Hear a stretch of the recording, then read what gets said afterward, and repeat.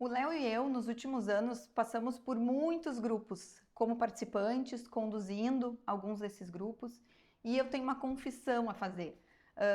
Muitas vezes a expectativa que eu tinha com o grupo não estava alinhada com a realidade do que acontecia depois. Né? E quando isso acontecia, por vezes eu fui conversar, nós fomos conversar com outros líderes para entender um pouco disso, né?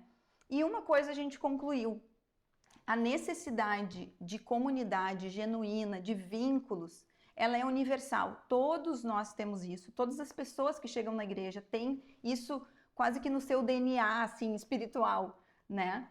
Mas o que cada pessoa individualmente tem de expectativa é muito particular. E o que cada grupo, de fato, tem de potencial e de capacidade de entregar para essas expectativas também é muito particular. Então, esse aqui é o ponto, né? Lá no início, quando eu comecei a essa realidade de grupos, eu tinha para mim que comunidade autêntica e um pequeno grupo eram a mesma coisa. Não, se eu vou participar de um pequeno grupo, então eu terei uma comunidade, vínculos verdadeiros.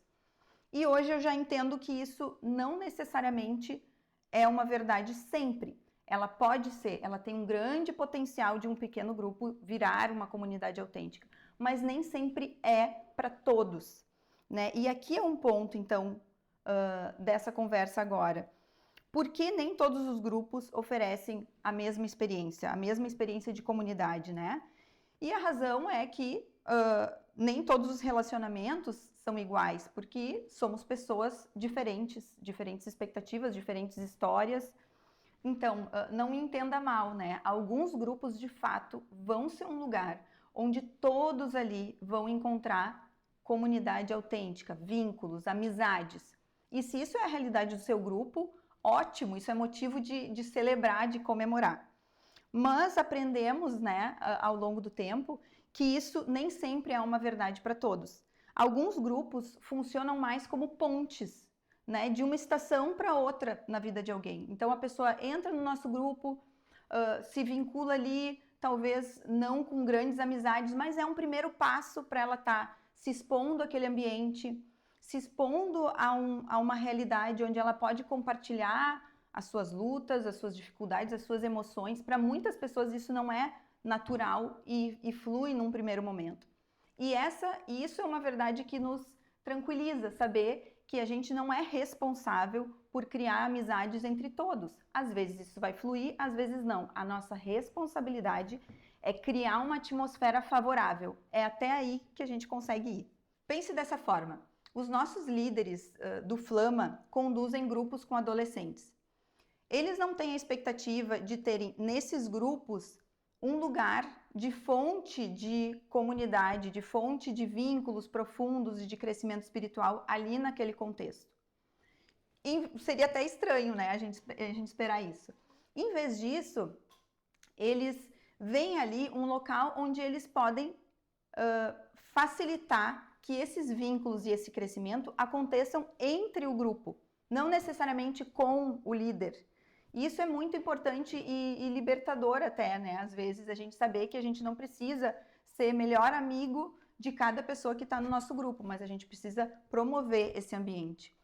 Então, esses líderes conduzindo ali adolescentes, grupos de adolescentes, certamente vão estar numa jornada de serem esticados, de estarem aplicando seus dons ali na condução desses grupos, mas não vai ser ali que eles vão encontrar para eles, particularmente, essas amizades, esses vínculos. Então, essa mesma lógica vale para a gente aplicar nos nossos grupos aqui de adultos, né? E isso até nos alivia, assim, um pouco essa expectativa de que nós precisamos ser melhores amigos de todas as pessoas ali.